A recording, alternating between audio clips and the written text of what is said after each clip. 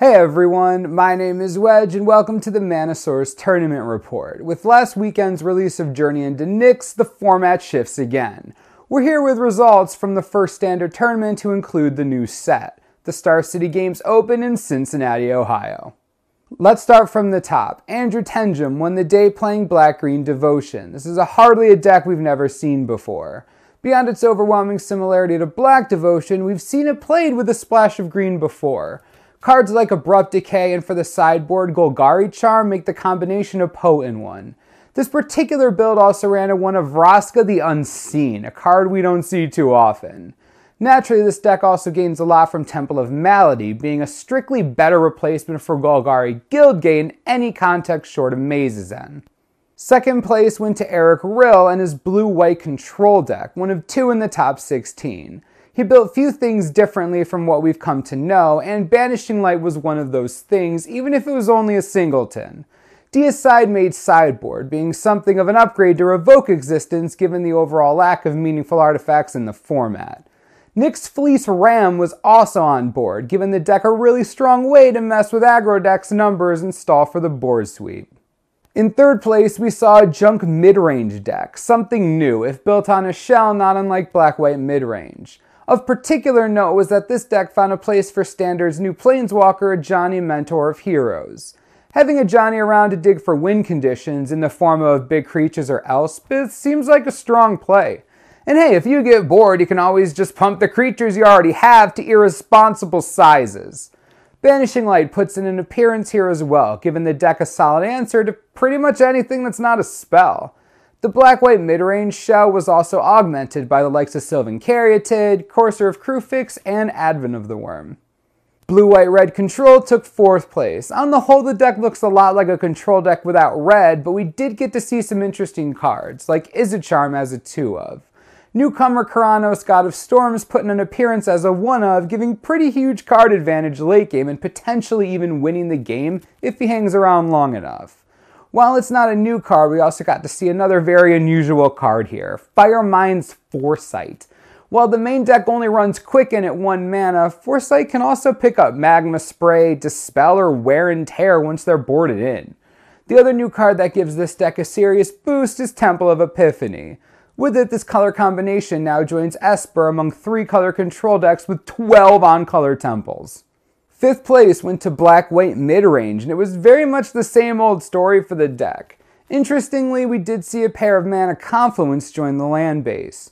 But then the constant life payments are much less painful when you're running Obsidat and Blood Baron. One of 3 Black Devotion decks in the top 16 finished in 6th. As you might have guessed, the deck has very little in the way of new tech to show off. Right behind it in 7th was Esper Control, also running few new cards. That said, this might be one of the most creature-heavy Esper decks we've seen lately.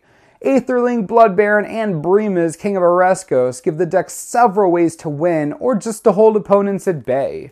Esper also picks up the 2-of Mana Confluence, but again, with Blood Baron on the list, that makes a lot of sense. Next up in 8th was Green-Red Monsters. This is another deck that didn't pick up much from Journey into Nyx, with the sideboard being the extent of it. Magma Spray and Harnessed by Force show up there, but that's about it.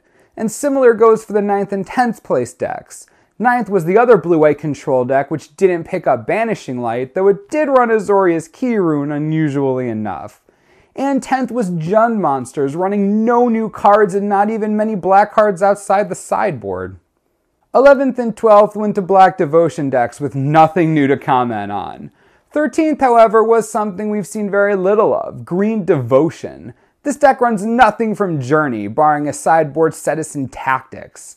However, the deck is still an interesting mix, finding a place for cards like Colonian Tusker, Boon Satyr, and Reverend Hunter. We also got to see Aspect of Hydra put in an appearance, a card generally not seen in this format, but certainly a good fit here. In 14th, we had a blue-white Devotion deck, the only blue Devotion variant in sight in this list. The deck hasn't changed much, it just picked up a couple Hypnotic Sirens along with a Deicide on sideboard. There's also 1 Mana Confluence in the deck, which seems like overkill given how few white cards are actually in the deck, Detention Sphere being the only one main. You've got to wonder if the deck would have run so differently with another island in its place.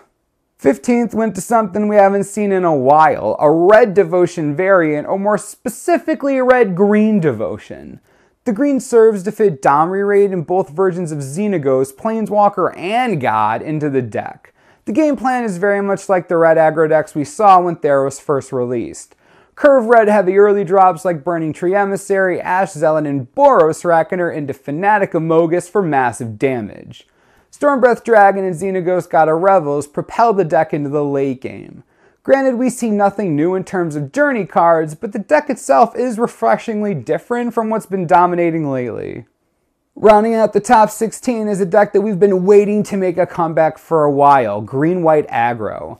Maybe it's just that Ajani Mentor of Heroes and Banishing Light gave the deck the push it needed. In any case, Voice of Resurgence, everyone's favorite control hosing 2-drop is back, so grab your Magma Sprays. We also get to see Boon Satyr for the second time in this top 16, which is nice for a change. And this deck is running 4 mana Confluence, because here there's a real reason to want the fast mana over something like Selesnya Guildgate, especially with 4 Temple of Plenty already in the deck. That'll wrap up this week's top 16. Ajani Mentor of Heroes and Banishing Light are looking like the early all-stars out of Journey, with Magma Spray a consistent sideboard card. Here's hoping we get to see some more of the cards we were excited about coming into this format. No standard Grand Prix next week, so we'll be here with the top 16 out of SCG Knoxville. As always, subscribe below for the latest and most reliable Magic the Gathering information you could ever need. This is the Mana Source. I'm Wedge. Thanks for watching. We'll see you next time.